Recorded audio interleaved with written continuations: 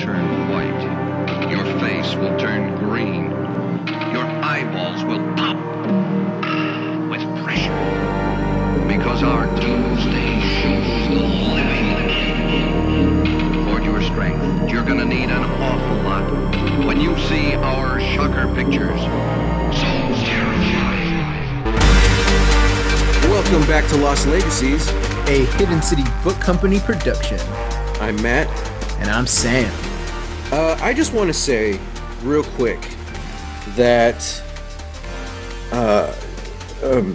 we record these episodes usually about a week before we upload them online. Yes. So yeah, you know, by the time you're watching this, it's already a week later. But as of today, that we're recording this, filming this, October 8th, it is the Lost Legacies 4-year anniversary. This is the 4-year anniversary? This is the 4-year anniversary, Sam. Oh my god, why didn't you tell me? We would have done something completely different. Because I just knew that we wanted to watch Salem's Lot for the anniversary. I just knew it was going to be a special episode. No! And it has nothing to do with the fact that I didn't realize it was the anniversary until last night. So, yeah. Oh man, it's 4 years.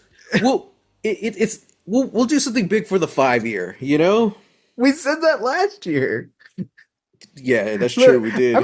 Here's the thing. I'm gonna say it. We're bad at anniversaries. That's true. We're bad at remembering the dates of anniversaries. Because we totally missed the Lost, the 20 year. That's because I was sick. Because we had planned on doing some kind of live stream for the 20th anniversary of Lost, but that was when I was in the middle of COVID. So that one sucked because I really wanted to do something. Yeah. Okay. All right. We'll get a pass on that one, but man. Well, happy 4 years, Matt. How do you feel? Pretty good. I like the way the show's kind of progressed. You know, the way we're still trying new things. We're still watching Lost somehow 4 years later. Hey, you know, we found a niche and we're gonna stay in it as long as we can. That's true. So I'm looking up right now 4-year anniversary gifts. So let's see what's the 4-year theme. The traditional one is fruit and flowers. Oh, yeah. The modern one is appliances. No. Yeah. I guess. That's not fun. Yeah. And the gemstone is blue topaz. Oh. Okay. Well, thank you for joining us for our 4th anniversary. We'll see you next year. For a 4th anniversary on an episode where we're not talking about the smash hit ABC series that was Lost. Yeah. Yeah, that's all right. We'll get them next time. However, what we can talk about though is what were we doing this past weekend, Sam? We were at a small little convention selling my comic. Yep, that's right. Yeah. It's weird. So it's weird because the function didn't have a name, or like it was just really weird. It was Casa, but Casa is the name of the organization we were with, and Casa. I learned that there's two in San Antonio, and the one that we were with is Comic Artists San Antonio. That's right. What's the other one? Yeah. It's kind of like a Big Brothers Big Sisters kind of group. Yeah. Nice. Yeah. So yeah, but no, we were with Comic Artists San Antonio promoting and selling my comic book that I co-wrote with frequent guest and friend of the pod, Miguel Martinez.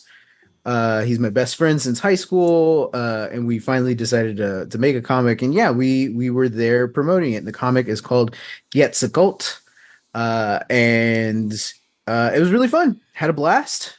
It was kind of like a work day, went this is like a 7-hour day or something, but yeah, it was fun. And I was surprised because like I knew nothing about this, but it was a I lot bigger than the one we went to in Dallas. We went to the Latino Comic Con in Dallas, Yeah, we were in and the Texas Latino Comic Con. that was cool. I was impressed that for our first con. But this one was even bigger. I was like, oh wow. yeah, yeah. It's just weird because I didn't see a lot of promotions or stuff. Like I did, but not as much as the last one. So Yeah. I didn't know what to expect, and this one was like in a hotel somewhere. So I'm like, all right, let's see what happens. And Yeah. it was huge. I was like, dang. Yeah, I think there's yeah. still like 200 vendors or something like that. I was like, it was a lot bigger than I thought. I was like, In I don't that know. room? I don't know. It could have been less, but I mean, it was a big room. There was a Yeah. lot of people. Okay. So Fair enough. yeah, it was crazy, and I was kind of there for moral support, you know. Yeah. And I had to go break change and bring food, but that also means I got to walk the floor, and I bought a lot of cool stuff. That's You true. know? That's true. So yeah, just from Yeah. cool You cool bought people. that shirt? Yeah, I did. I don't have the vendor's info on me. I'll try and find it, put it in the description or something. But yeah. Nice. So it was cool. It was fun. Found some cool comics. And it was just cool to see a lot of people who were local. There were people Yeah. who weren't, but a lot of them were. And just from the kind of outsider perspective, it was kind of cool to see the same issues you and Mickey were having. Okay, issues isn't the right word when you're talking about comic books. The same problems or hurdles you and Mickey were facing, Uh-huh. like everyone else was. Yeah. So that was really interesting, and then just to see how long it's actually taking independent artists to make 3 issues. I met a lot of people who they've been doing this for a few years and they just got issue 3 out. I was like, oh, that's Yeah. kind of the boat y'all are in. Like it takes a long time, and COVID really screwed everything up as well because there's a lot of people who started right before, and you wouldn't think like it's as an artist, you would think you would be fine in isolation working on your thing, but still like it's set everyone back behind like at least a year, Yeah. And I'm just Yeah. like, man, so in a way it was kind of validating, it's like, okay, these weren't just, I don't think you guys were making amateur mistakes or anything, but it's like these aren't just mistakes that like y'all accidentally ran into. It's like, no, like every indie comic artist or author is facing these same troubles. Yeah. Yeah.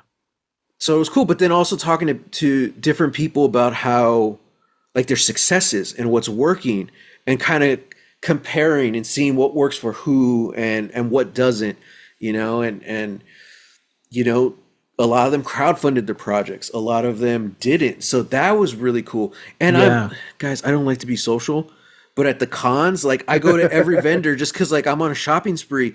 And if they tell me hi, I gotta talk. I'm like, hey, Yeah. what's up? So the cool ones I end up talking with and just seeing what they're making, and I just love meeting people who are passionate about something and then like doing something with that. And then if it's cost effective, I'll purchase it. Yeah. Yeah. Yeah. But I was very social this weekend, which was very out of You the box were. for me. You were. So- Proud of you. Yeah, and that's why I got extremely sick the next day. My Hey, head man. hurts, guys.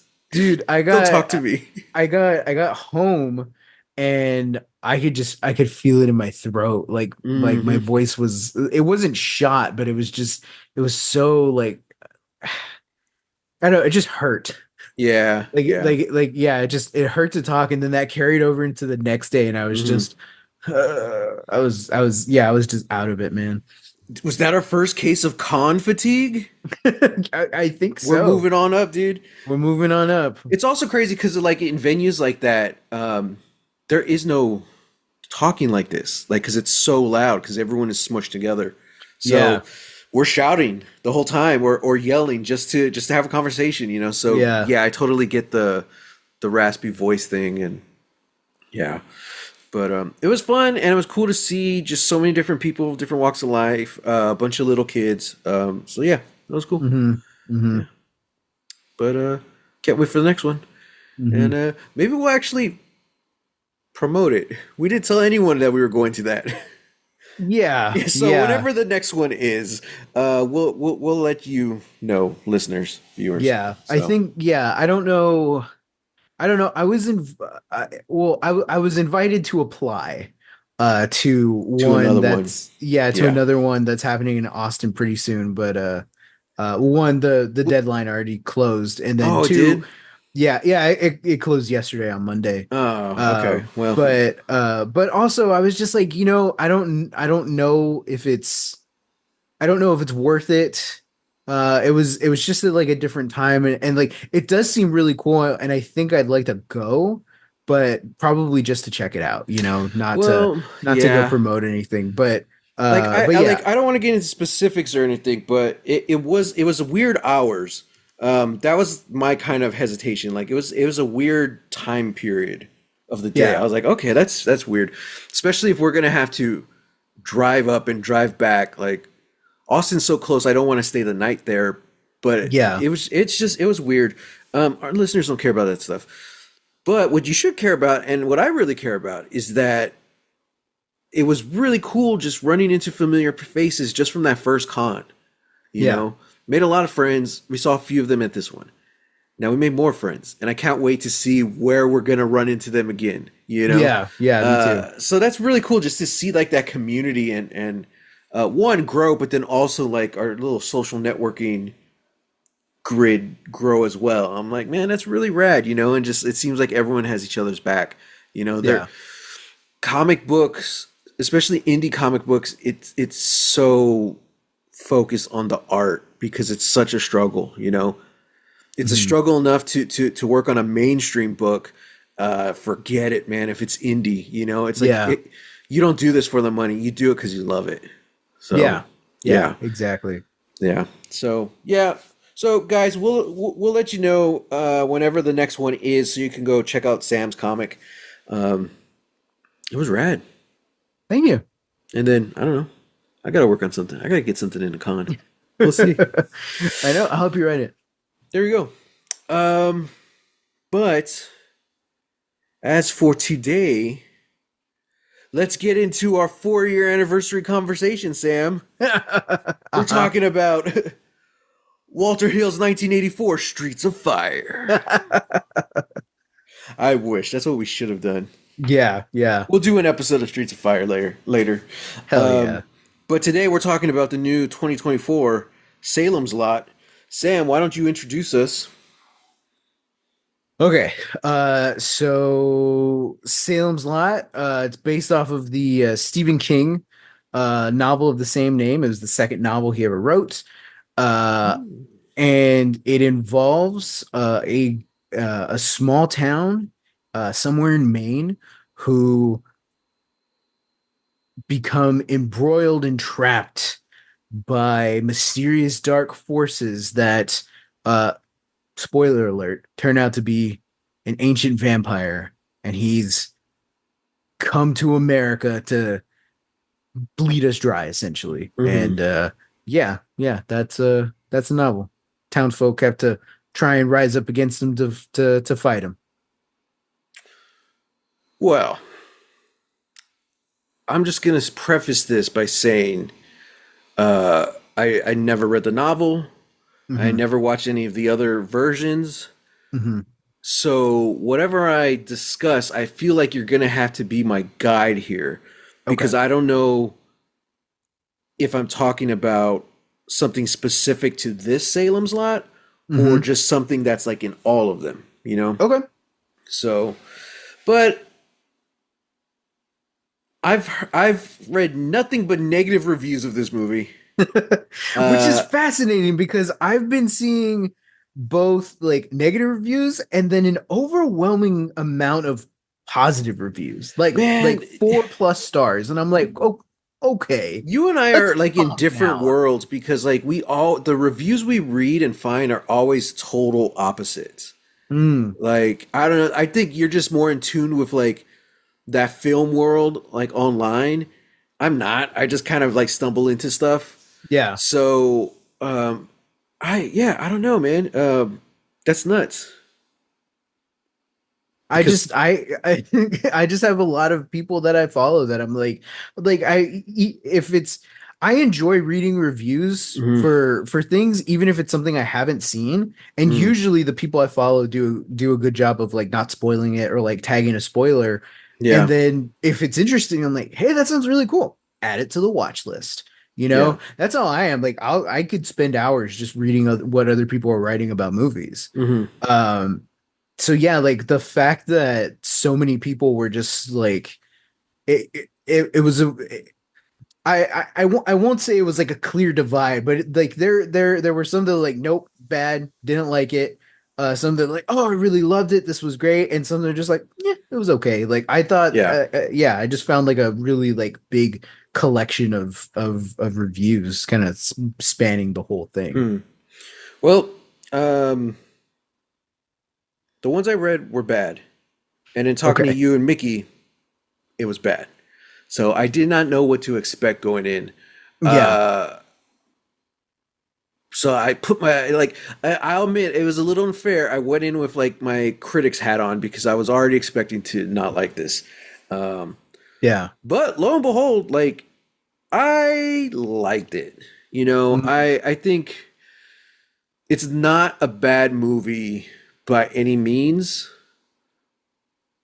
but it's not great either. And I don't ever want to judge a movie because it's not great. Is it good? Yeah, it's a good movie. Mhm. My issue is, and let's just get it out there, like, kind of my number one complaint about this movie is like, what's the point? You know, Mhm. this novel came out decades ago. The Yeah, movie yeah. and miniseries, right? There was a miniseries. There were two. Oh, they were both miniseries. Mhm. Mhm. Both miniseries came out decades ago. Um, there was, again, I've never seen any of that or read it, but this movie, there was nothing about it that was like new or fresh. Coming from a guy who has never experienced anything Salem's Lot related, I just Yeah. like, okay, you watched and or read vampire stories and you made a vampire story. Like, Yeah. there was nothing that's like, yeah, this is the 2024 version. I mean, I guess special effects maybe, but even then, I just like, I don't know what the point of this was, like, money, like, because I That's don't kind of what see it comes down to. Yeah. any creative or artistic reasoning to do this. It just feels like a retread of every. Now, okay, I haven't seen any of Salem's Lot, but I am familiar with vampires, and I usually dig vampire movies and stories, and I see a lot of the same tropes from Hmm. those films and Hmm. stories in this. So I have no doubt when Stephen King's book came out, it was fresh and it was new and it was banging or Yeah. Yeah. banging. Same thing with the miniseries, Yeah. but it's like we're so far down the vampire rabbit hole at this point. It just seems weird, to just retread something like Yeah. that. Like, Yeah. I don't know. I mean, Yeah. You've hit upon the thing that I think makes me upset more than it just not being exactly like the book.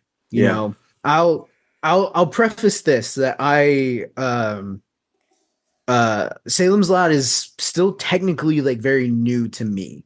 Hmm. I read the book last year for the first time, and I really loved it, really enjoyed it. Saw the 70s mini series by Toby Hooper, and I thought it was fine. Um, I can appreciate it. I can see why it was a classic, but I was like, okay, yeah, like I think this Yeah. is a thing that could be improved upon. Uh, so then when the trailer came out for this, I was like, "Oh, this is cool. This is rad. I'm really pumped for it." Um, I think you really hit the nail on the head there because it's like this is this is a story that is again like decades old,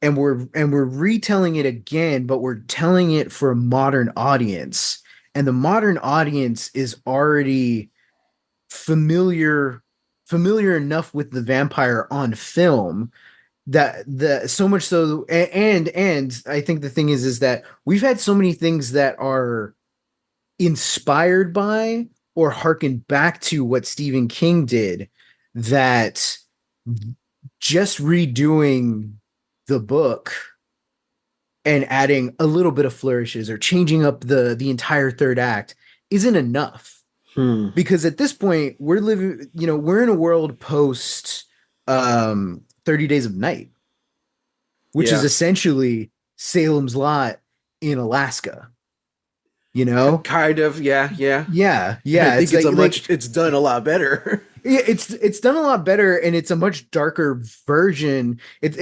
But yeah, like essentially, like that's sort of what it is. And then you also have, we're only a couple years out from Mike Flanagan's Midnight Mass, Hmm. Hmm. which again, like, does the thing that Salem's Lot does, but I think it reorganizes some of the themes, and it makes the characters a little bit more interesting, and we really get to see like how these people are affected. It's a character study first, and an apocalypse movie second, That's what you I was know. missing. That's a big thing. There's so to perfectly sum up this movie was it happened in one shot.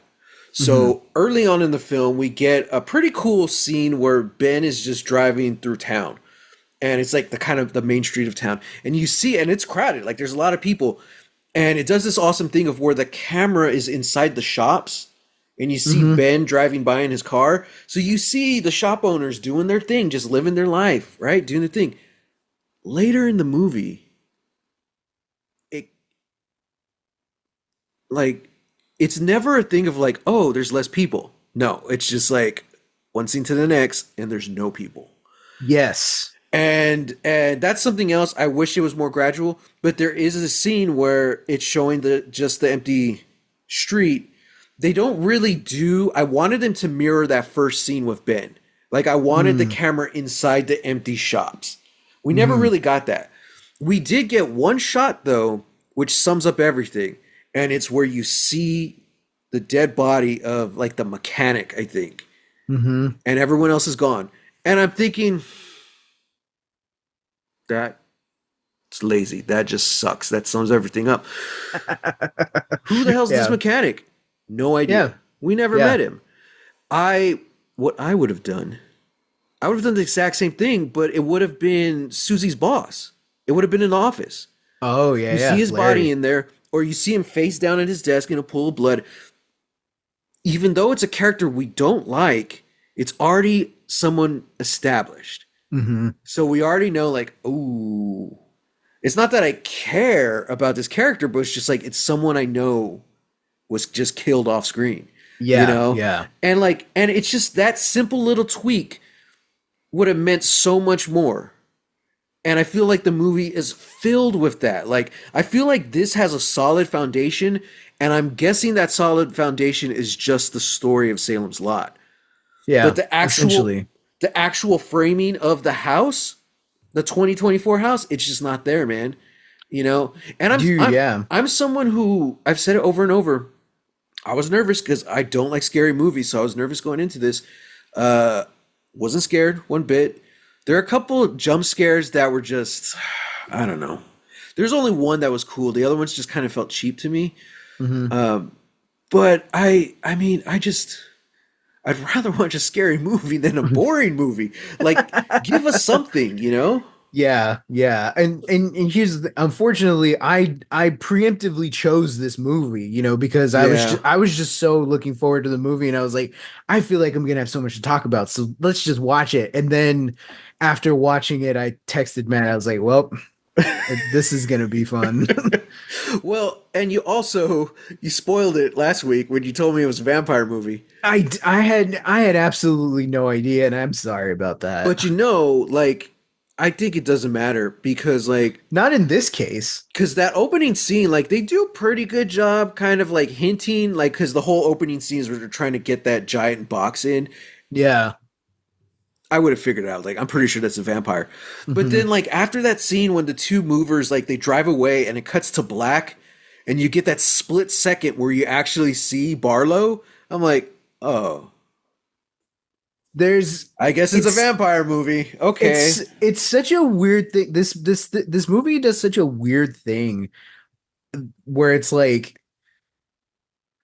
one, you can tell that it's just been edited all to hell, right? Yeah. Yeah. So it's like, okay, like there are characters who feel like they should have like a sense of history and a weight Hmm. to their relationship, but they really don't, Yeah. but they're acting like it. Yeah. Um, so you've got all these things, and it's like it does this weird thing where it's like it's technically the story, but it's all about where you start. And the just the fact that we start in the antique shop with like, oh yeah, Straker, the human familiar, is negotiating to get like the coffin there, and it's just like Horrible. Terrible. it's weird. It's such a weird intro to the story And because that really guy it's does not like, belong in this movie. I'm like, oh, this is for a little bit later. Every single actor is acting like they're in a different movie,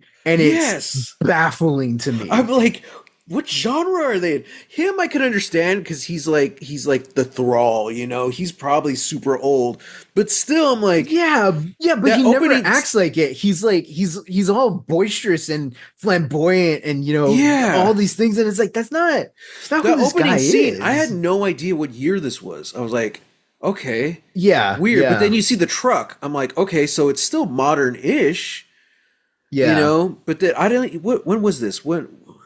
This is like the 70s. Okay, that makes sense. Yeah. Yeah, Yeah, but that opening scene, like, I could not tell when this was. I'm like, is this like a yeah, flashback? Like, did they come in the 1800s? And then you see the moving truck. I'm like, okay, all right, this is decades old, not like a century old. yeah, Because, yeah, yeah. that guy, yeah. Yeah, man, like yeah, it's just such a weird thing, and like Yeah. they do see. It's interesting because like I was talking to Mickey about this. I figured out what uh that the Toby Hooper 70 Salem's Lot is to the book what David Lynch's Dune is to the Dune book. And Hmm. it's essentially the book. We got most of the beats. We got most of the characters, and we did it all in about 3 hours, you know? And it's like, it's fine. It's passable. It's not perfect, but it's passable. This feels like it's speed running both the book and the 70s miniseries. Hmm. It's taking from both, but not really understanding what made either of them scary. Oh, And why these characters are supposed to work at all, you know? yeah. So, well, no, no. I said yeah, but no, I don't know. Okay. So my thing is, I got two questions that I need answered Okay. to go on. Okay. One is, well, like I just found out that the other two versions were miniseries. I was like, oh, Mhm. okay. Mhm. So I guess, do you think this would have worked better as a miniseries?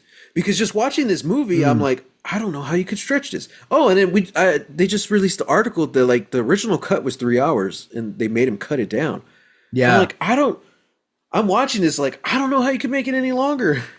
I don't know how I could stretch it. So that's my first question. Would this have worked better as a miniseries? Okay. Second question is, what? How exactly? Because you hinted at this earlier. How exactly was this made for a modern audience? Like, what was different from the for this than the other versions? Okay. Okay. So, first question. I think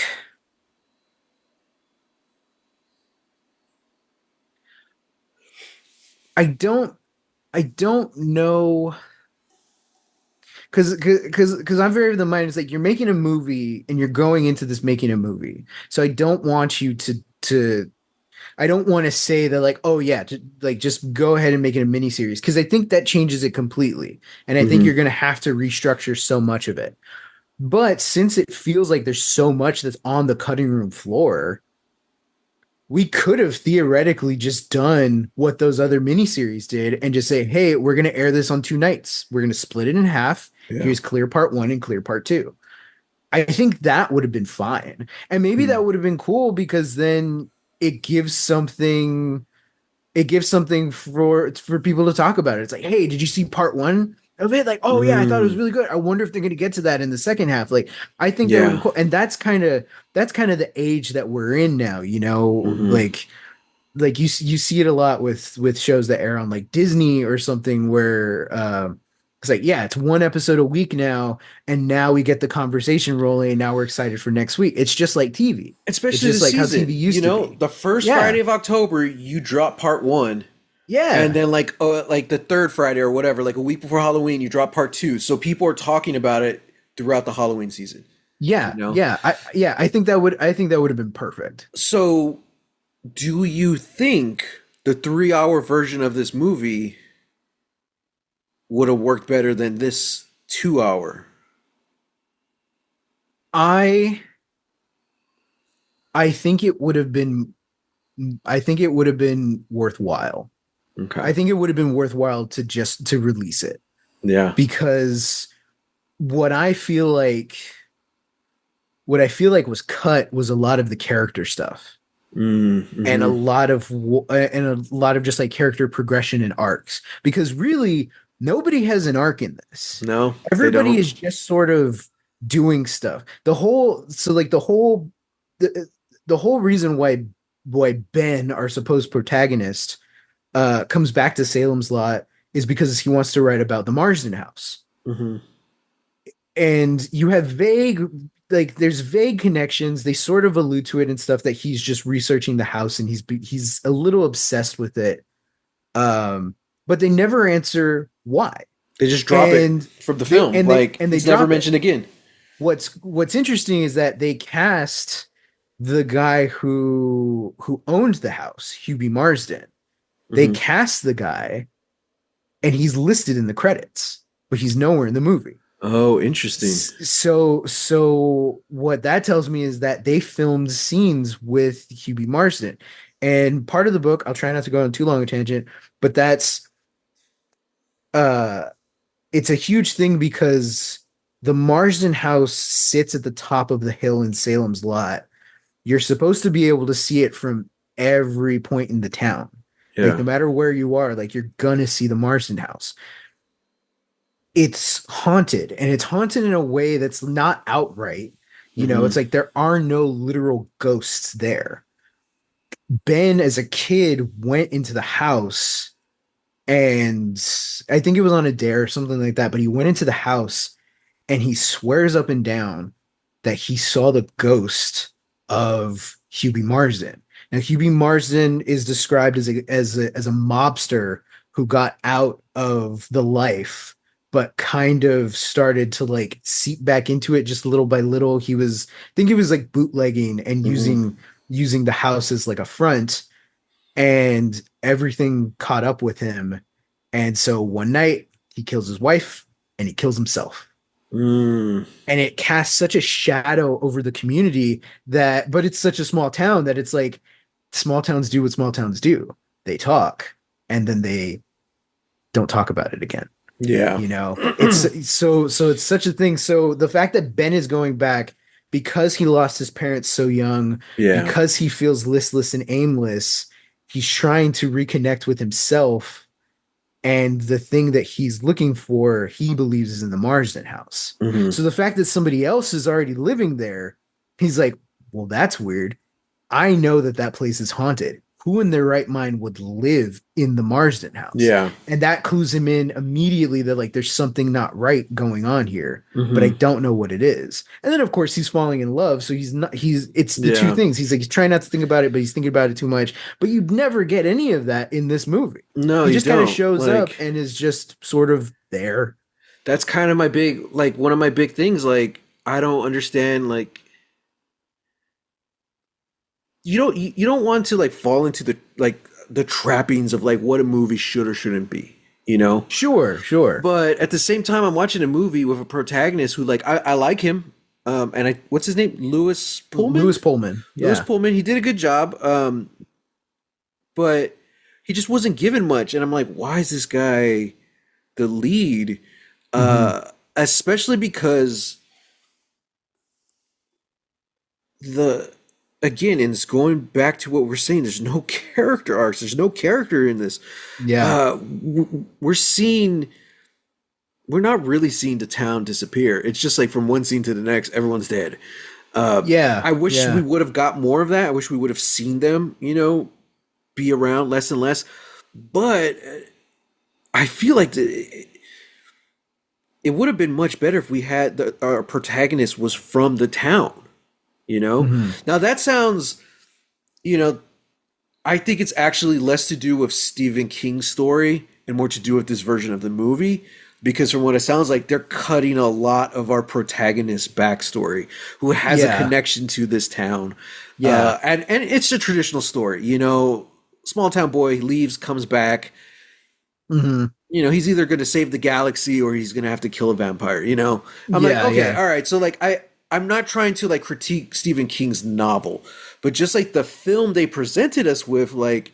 Ben wasn't your lead for this if you're going to cut that backstory away. He even has a very interesting moment when they first get back to the Marsden house and like he's looking around. And it's kind of like, wow, so this is what this place looks like.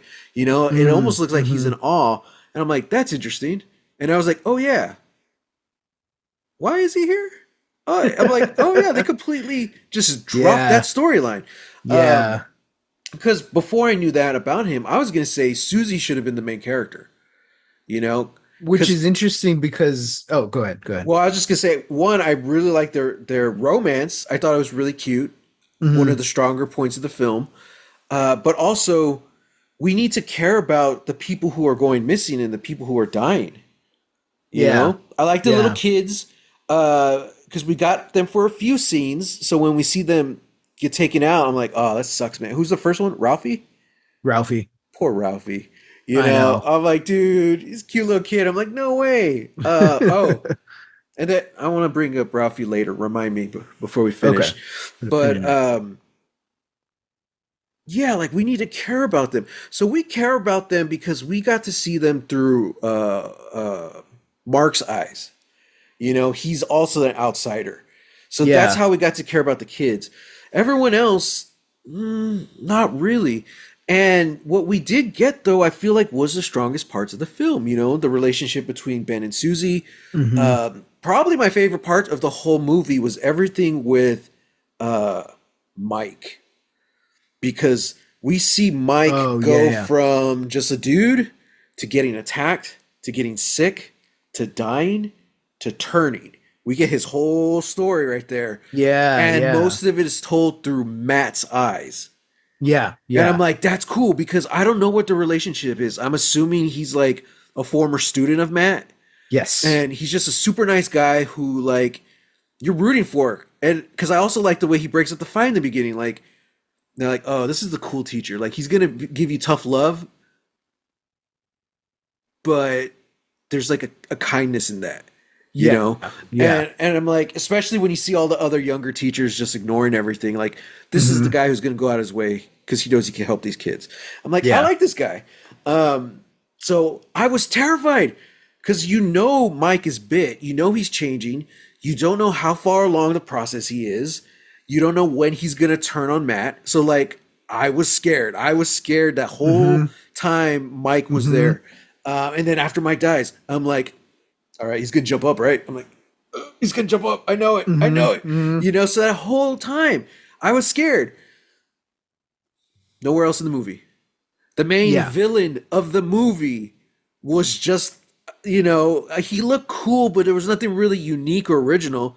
He could have stepped out of Underworld and I wouldn't have told the difference, Yeah, exactly. He didn't look cool. It's crazy to me that you can't beat makeup effects from the 70s.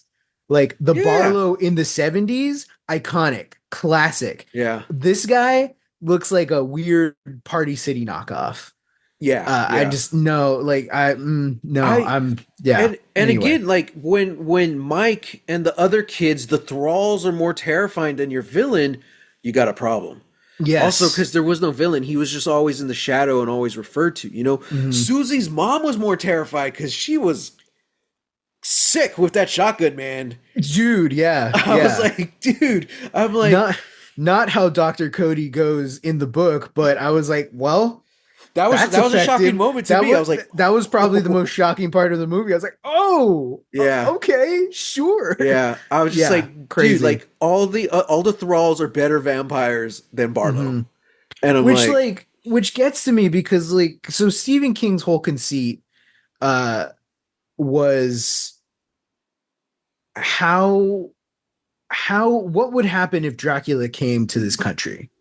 right, hmm, And he figured out that like okay, he wouldn't go to New York because like it's too busy, it's too modern. And yeah, even though Dracula loves to be seen as modern, to be seen as worldly, at the start of the book he's trapped by his country. He's trapped by time. hmm, He can't find a way to get out.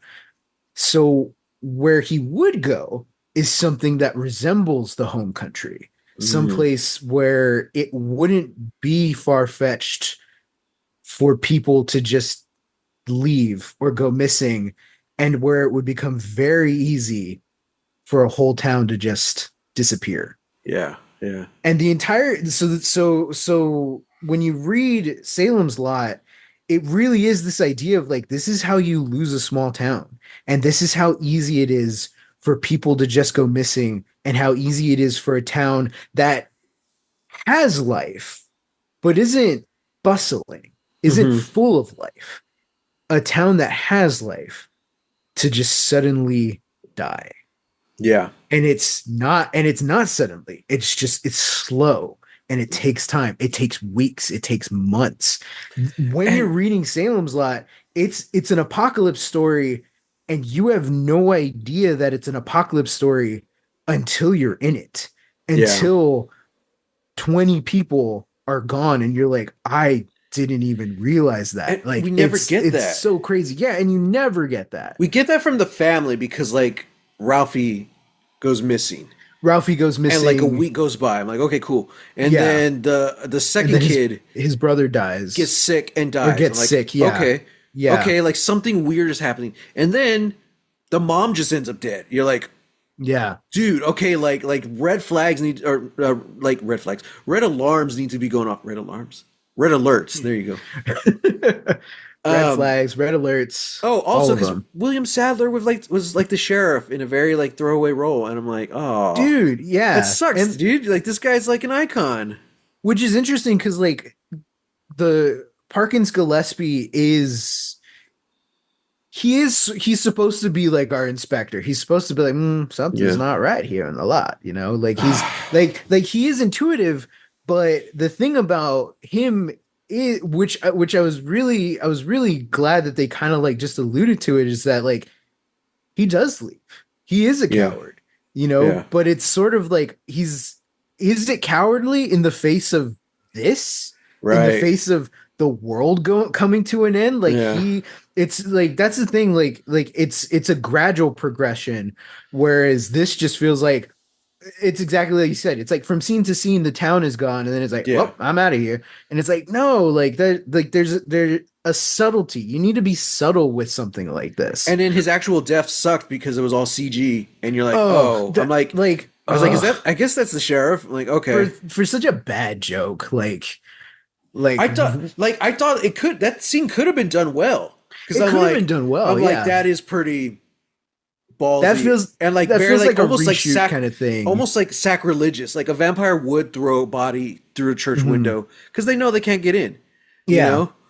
which is something I do want to touch on because it's a you said it best that Barlow has no presence Yeah. in the movie, and like all his thralls have a more menacing feel to them than he does. And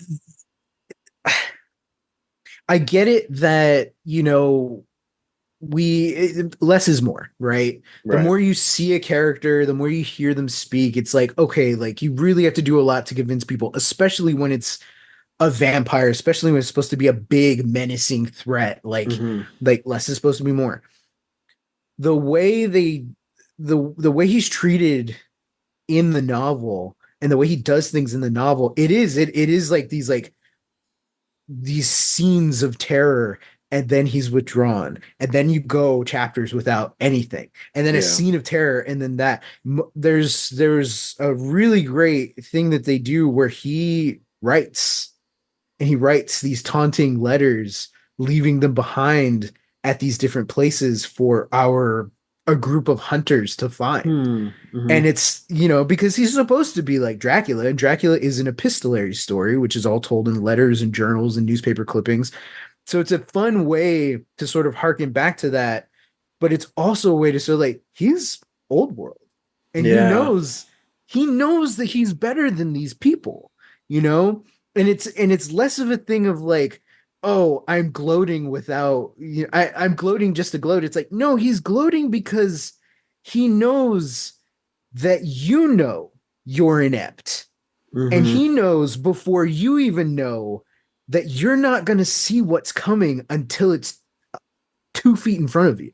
Yeah. And yeah, there's a bit in, I'll just say it here because to my knowledge, they haven't done this in any of the other adaptations.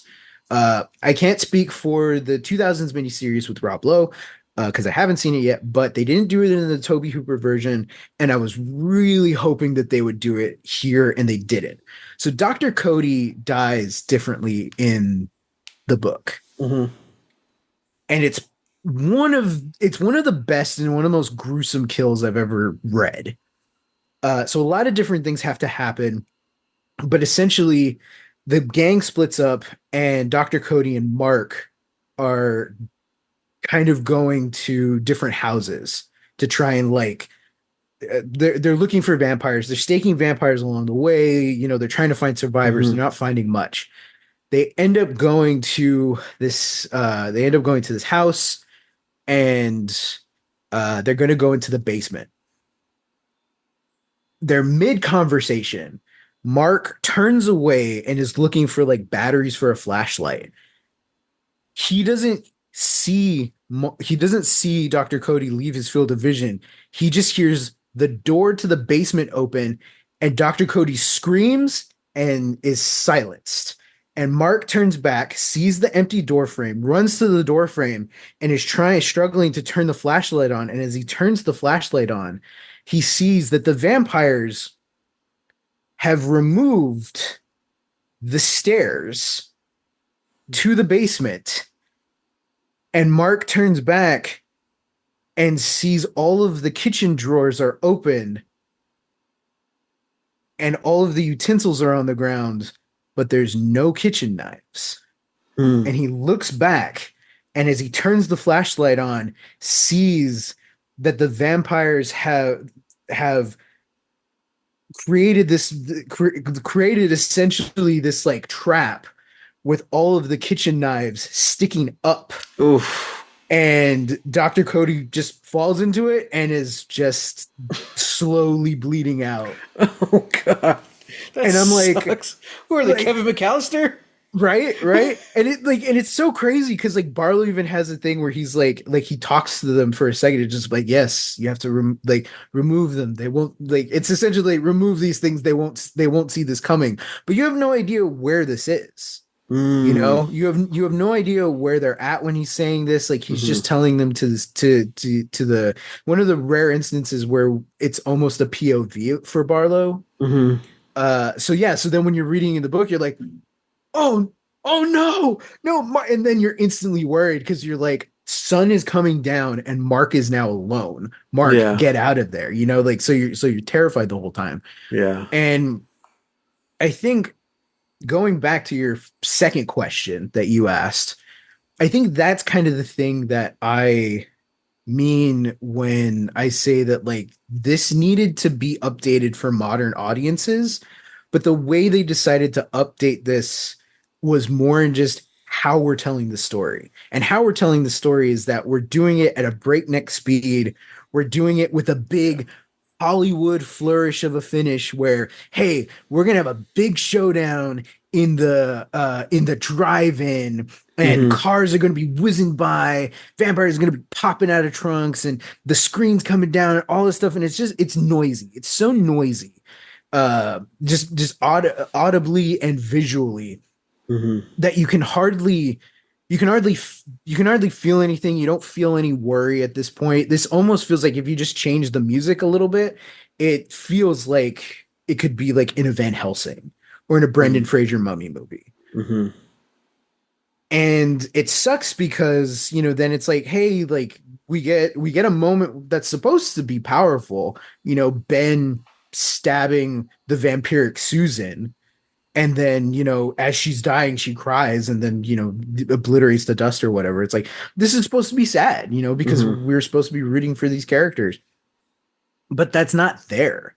And it's just an Yeah. afterthought because now, well, I stabbed this my girlfriend and I'm real sad about it, but can't feel sad because I gotta go kill this Yeah. vampire.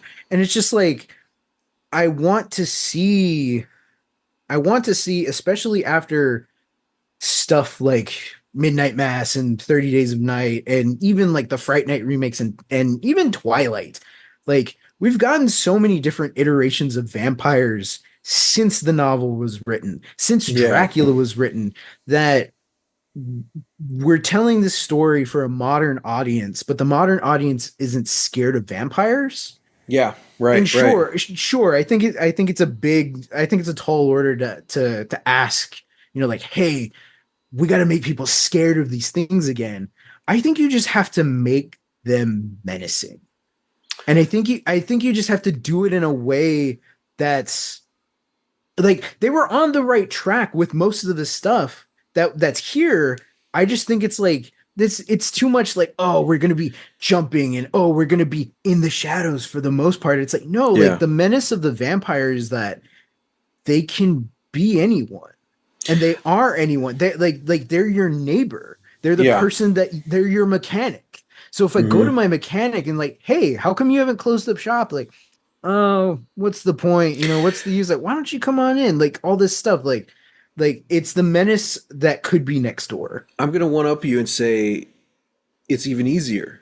You just got to give us characters that we care about. I mean, yeah, that's exactly right too. Again, the Mike stuff was the best stuff of the movie. When Yeah. Matt sees him in the bar, just sitting there, and you see a silhouette in darkness, I'm like, dude, do not go into that corner. Do Yeah. not go into that corner. And he's Yeah. talking to him. He's like, are you okay? You don't look so good. I'm like, dude, he's going to kill you. And then, like, Mike leans forward and says something. I'm like, oh God. I'm like, he hasn't turned yet. I instantly got even more scared because I'm like, oh no. Oh, like, they're saving the turn. Like, when is he Yep. going to turn? I was like, oh, dude. Like that, like, I don't know, man. Like, yeah, I feel like they had the puzzle pieces. They just didn't know how to put the puzzle together. So, okay, so what was you said they changed the third act completely. What's the third act supposed to be then? I mean, I can see why they did it because it's not very cinematic. Mm-hmm. But so essentially, so again, like, a lot of stuff has to be a little different, but to kind of run through it, they get the best of Straker in the Marsden. I'm sorry, Mark gets the best of Straker in the Marsden house. Susie is with Mark, not Matt. Susie gets captured and we don't know what happens to her. Mark escapes, gets Ben, Matt, and Dr. Cody to be like, hey, like, we gotta go, like, we gotta go do this. And then they all go back and they find Straker essentially like hung. Mm. And they find Barlow's note that is like, saying that, like, he failed me, but I've still left you like a gift. Mm. And the gift is Susan. And she's a vampire. Oh, and it's a crap. whole thing. And Ben's like, I can't do this. Like, I don't have to do this. So Ben has to do it. And then for the rest of the novel, he's just like, like he's breaking. Like he's already broken, but he can't Mm, admit it to himself, and so hmm. he's just like, I don't know how to do this anymore. Like I'm gonna Yeah. crack. It's such a it's interesting because it's almost like the thing Hmm. where not where we don't trust each other, but how sane can you keep? How can you keep your sanity in this? So all Yeah. this stuff happens. We lose Cody. Uh, we lose Matt. It's very sad because after Mike, he gets admitted to the hospital and he's just there for the rest of the book. But Mm. he's like the Van Helsing. He's reading the books and saying, "We've got to go do this. You've got to go get Father Callahan. Try to get Callahan on your side." Oh, He's that's a whole talking, other doing all this thing. stuff. I'll get to Yeah. that. But then he just has a heart attack because he's old. Oh, He, crap. he's much older in the book. But Yeah. yeah, like he's there and just the strain of the initial attack, like, oh, Susan's mom comes to kill him, but she gets thwarted pretty easily. But the shock of that kind of leads to him having a heart attack. So he's one of the only people who dies normally in Salem's Lot. I mean, I guess that's a happy ending for him. I mean, Like, it's well, that's the ah, thing. It's not. It's just like, oh, that sucks. You know, it's like we keep yeah. losing our members, like we keep losing these people. So anyway, they end up finding where Barlow is, Hmm. and it's kind of a whole thing. But they end up finding where Barlow is, and they're trying to beat the sun. Same thing, but there's just more vampires around them. There's more Yeah. vampires, and so it's just Mark and Ben, and they finally like they stake him in his coffin as he's coming out, Hmm. but they stake him. They accidentally set the house on fire, but it's all of the other vampires are still there, Hmm. and they're not just in the house; they're in the town. So Mark and Ben get in the car and speed the hell out of there before the sun goes down, and they're gone. Hmm. Because the book opens up with them already gone. Like say like the events of the book have happened, and they Oh, keep okay. talking about something happening that like all these people are dead or missing, like some Yeah. people have left. And then we catch up at the end where it's like they're already gone, but they decide like we have to go back because we have to finish it. And it's a bigger thing. Again, like they mention it very briefly, but there was a Hmm. fire that happened like a couple decades before, and essentially they reenact that and they burn the town down to sort of Oh, cleanse nice. the whole thing. You see, Um, because that's my thing too. Like, it's never really established what the rules are for the vampires here. Like yeah, Matt knows a lot of vampire stuff, which they never explain in the movie, and I'm like, yeah, okay, that's interesting. yeah.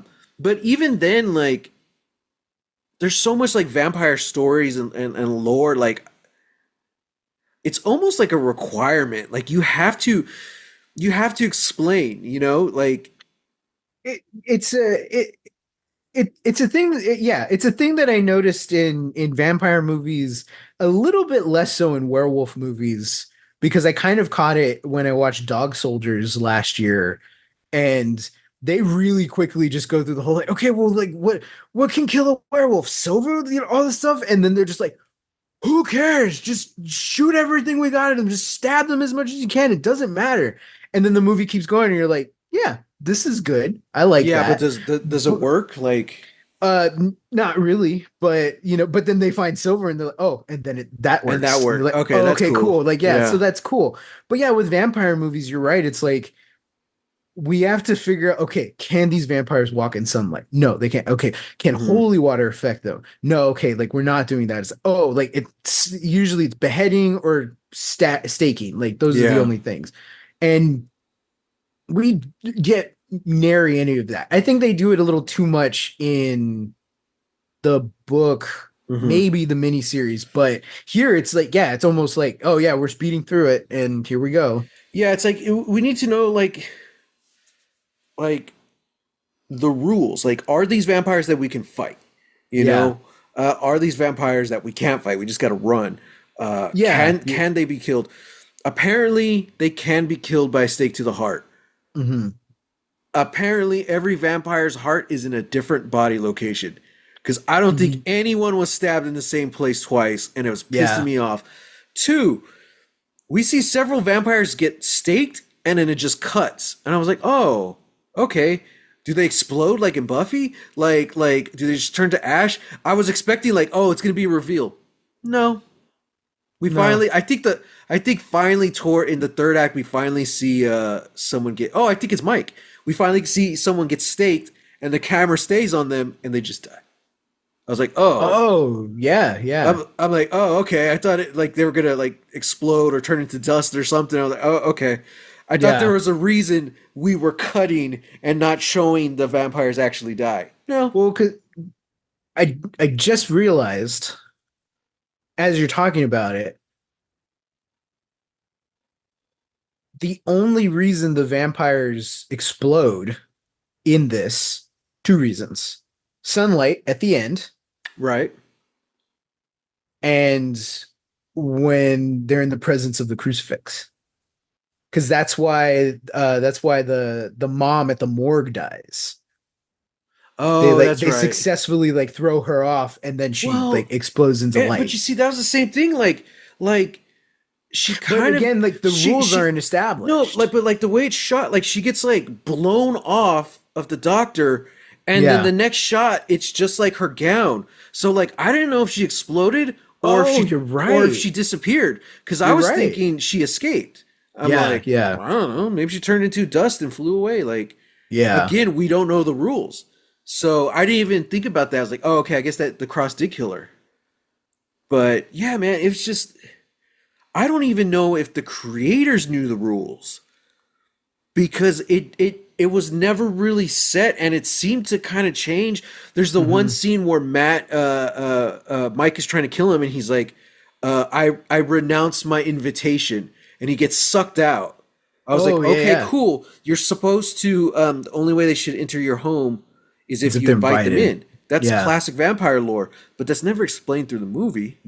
Hmm. Also, no one really gets invited in. You just open the window and they accept that as an invitation. Well, I mean, that was the whole like hypnotism thing. Like like the kids, that like the kid who's at Mark's window. He's just Yeah, like, open the window, Mark, and but you can see it's weird, and I don't like it because they do the thing where it's like they glaze over Mark's eyes, and he's got like this bad CG like yeah, gray over his yeah, eyes, and that's oh he's hypnotized. So and yeah. it's like And so I'm like, wait a second. it's a lot of visual stuff that I'm you're like, just like. does the vampire actually need to be invited then if they could just hypnotize you to do it? Like Yeah, that kind of leads me to believe it's not actually an invitation, it's just opening the door. yeah. You know? Why don't they just open the window? Like, I don't it's so many things. So there's no rules on the hypnotism stuff.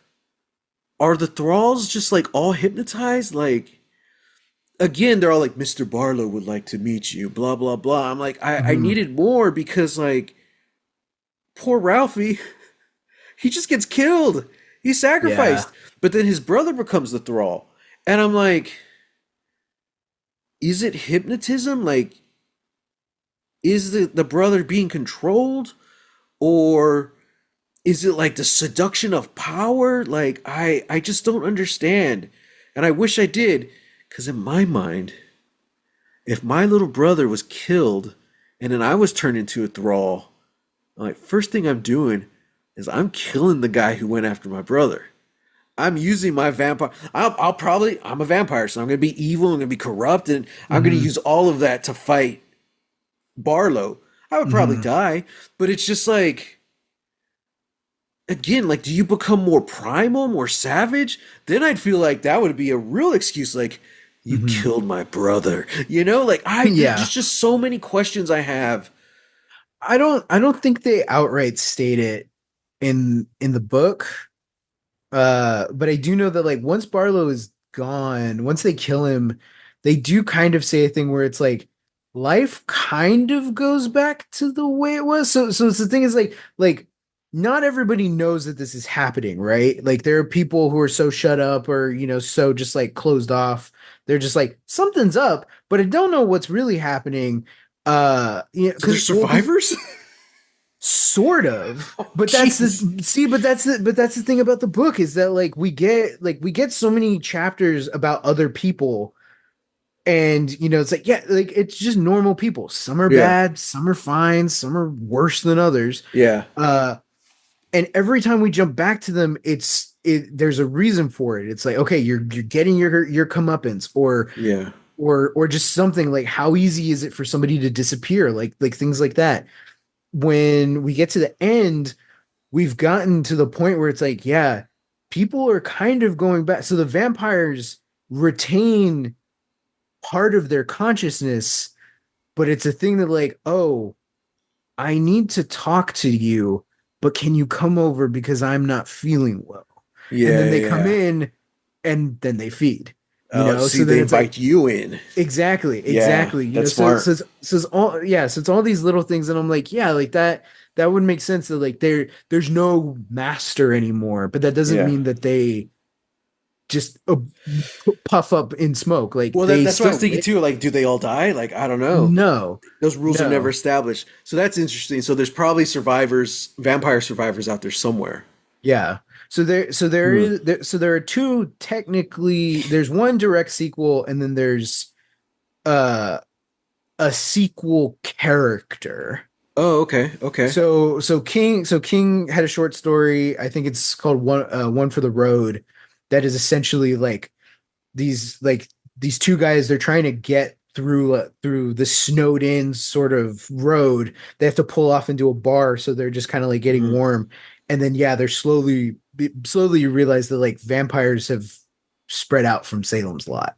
Yeah. I haven't read that yet, but I just know that that's like the direct sequel. Hmm. The direct sequel character, spoiler alert, again, I don't know why you're still here, but spoiler alert, is Father Callahan. Interesting. So Father Callahan has a much more interesting arc in the book. Hmm. Uh and I really liked this guy that they got to play him in the movie. I don't know who he is. I've never seen him Yeah. before. So did I. Um I like the acting. but I really liked him, and it was really cool because it's like, yeah, Callahan is this priest who's just like kind of going by the numbers at this point, Yeah. like Seems very be- jaded. believes in the faith, but Yeah. doesn't believe in, yeah, like the institution really. Right. Hmm. Um, so when he gets, so when So they I like bring him already. Exactly, Yeah. exactly. So then when they, bring all this stuff to him, he's just like, this is a serious accusation. Hmm. He's kind of part of the group, like towards like the middle and the end a little bit. Because they bring him in and he's like, this is a serious accusation that you're saying, like, I need evidence. I need to see these things. So they go up to the Marsden house, they stake Susie, and he's just like, oh, no, no, no. So what it is this. They He has them all come to the church. He blesses them and he hears their confessions. And then they go up to the Marsden house. They stake Susie, and he's like, okay, this is real. We have to convince people to find shelter or leave. So he goes with Mark to his house Hmm. to try and convince his parents.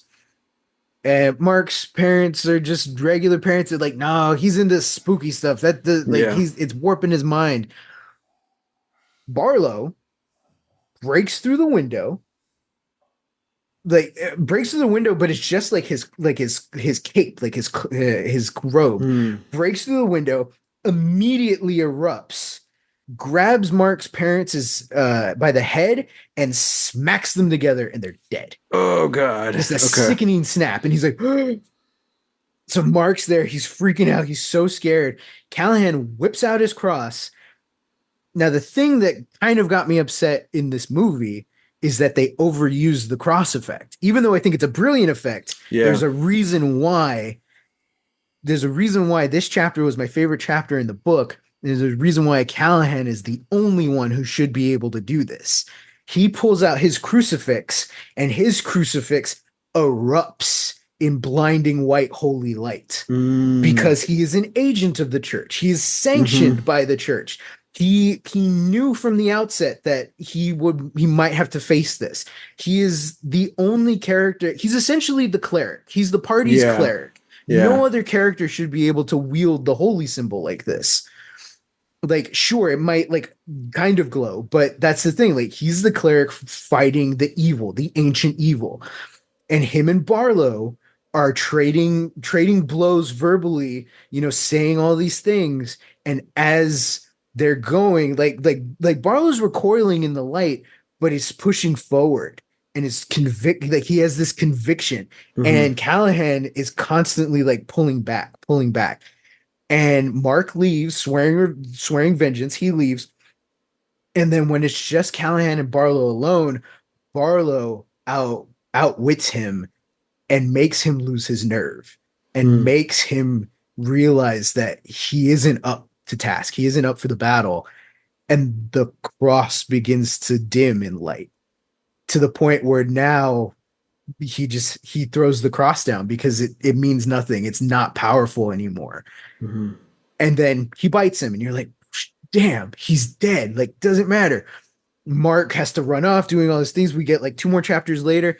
And then Callahan shows up again at the bus stop, scares the woman who's working as the teller, and essentially it's just like, I think you should close early. And she's like, I will, Father, I will, because like she sees that something's not right in him. She's like, Mhm. I will, but you need to get out of here. So he buys his bus ticket and gets on the first bus out of Salem's Lot and is gone. And and never shows up again. And you're like, A vampire priest? This is incredible. Love this. So King had said that he wanted to do a sequel. Mm-hmm. And he left Father Callahan as a character to potentially come back to, as like, oh yeah, like Yeah. I think I'll talk about, or I think I'll follow him or do something like that. Spoilers now for The Dark Tower. That's right. Okay, I forgot about this. As Roland and his quartet are going out, and trying to hunt down the man in black and do all these things, who shows up in the wasteland? Yeah. But the vampire priest himself, Father Callahan. And he has his whole arc of essentially being a man of faith whilst being a demon. And having to vanquish these evils in order to prove himself worthy and in order to atone for the sins of failing the town that he left behind. And then King was like, yeah, that's pretty good. I'm not to forget a sequel. Like, that's great. And I'm like, you know what? Fair. I'm not touching this again. It's like, honestly, good for you, man. Like, there's so nothing cool, else man. left. And I'm like, that's such a badass idea. So I kind of judge every adaptation by how well they do Callahan. Yeah. And this one is a step above the 70s one, because the 70s one just kind of comes in and doesn't do much. Well, that's why I'm glad we kind of saved him for the end, mostly because I forgot about him. But like, because I really like that concept, and like I hate this idea. It's because we're all jaded by the world around us. I hate the idea that like there's this kind of hopelessness feeling to a lot of these stories. You know, and it's like, we're going to tell a story about true evil, and not evil in the sense of like, oh, hell is here on earth, or all men are evil. No, like we're talking about like a vampire, something that's like this kind of manifestation of like all our fears into like this character. If we're going to take that leap of faith and just jump into this fantastical fictional universe where vampires are real, I think the cardinal sin you could make is that none of the holy stuff works on it. Yeah. And I've seen that before. I'm like, that kind of just disproves the whole thing. Because like, when you think of like real world histories and stories, and where like all our ideas and ideologies about what true evil is, all of that stuff kind of comes from the same place where like all our religions come from, and all the ideas of like a higher power, they kind of go hand in hand. So it's kind of like you're purposely not looking at that stuff because you just want to focus on the bad stuff. And it just feels like lazy storytelling. And that's why I like the concept of Father Callahan being the only one who has the fiery cross. Even though he is this man of like losing his conviction, it's still there. He's still trying, and like I love that. You can't have a world with pure evil and not have the opposite. I don't know what you want to call it. pure good. I don't know. Mm, But it's like it has to go hand in hand, yeah. but I think there's ways to do it right and ways to do it wrong. I mean, I think it's not easy. It's not the Deus Ex Machina. Like, no, it's like it's gonna take a sacrifice and all this stuff. Yeah. But yeah, it just really sucks when stuff like that doesn't work. So I'm glad like the crucifixes did work. I don't know if they ever used holy water in this. I know Mark grabbed some, but I don't know if it's ever used. I don't think so. Yeah, so I don't know. Like it's just I don't know. Movie could have been better. But okay. Yeah. Speaking of vampires, speaking of fighting vampires, Hmm. I hope you watchers and listeners aren't tired of this conversation. Oh And no. not because next week we're going to continue because the spooky movie we're watching next week is Abigail. Oh, okay. I've wanted to watch this Okay. movie ever since I saw the trailers. I think it just looks so rad. It's Sure, about yeah. a group of people who kidnap a little girl and they have to protect her in the spooky house for 24 hours. Hmm. Things go crazy. Yep. So Yep. I love like every single person on the cast. It's an all-star cast. So I'm excited to watch it and to check it out. And it's going to be an interesting comparison, That it will. And one of the reasons is like just all the trailers for Abigail. Yeah, they kind of, it's a horror movie. They sell it like that. But to me, it always looks fun. It looks, Yeah. the scary movies I like are like the slashers, because you're rooting for the people to get away or to fight back. I really get that vibe from Abigail. Like, Mhm. it's a film full of like these badass characters trying to survive a horrible death. Yeah, So, yeah. I think we're gonna get some like actual fighting back stuff in Abigail. So I'm excited. I'm excited. I'm excited. And I think it's just gonna be part 2 of this whole conversation. um, how to do vampire movies and how not to do vampire I hope movies. so. I you hope know? so. Just because like I'm really excited about this. Yeah. So that's what we're talking about next week, Abigail. Hell Let us know how you felt about this version of Salem's Lot. I know, like this is kind of different for us because we usually tend to not like go into like too deep on the stuff that we don't like. Yeah, we but- try to keep it positive. We try to keep it, like loosey goosey. But I think it was just like we both watched this, and I think we're both coming at it from a thing of just like we wanted to really like this. Yeah, But yeah. there were just there were things that kept it from being for our money, like great. I think if this was just a bad movie, we would have just moved on and talked about other stuff. Yeah. But what really gets me mad is that, like I said earlier, like there's so much in this movie that was good or like had the foundation to be good, and it's just there was no execution. Like they didn't know how to use it. Yes. So Sorry. You wanted to talk about Ralphie.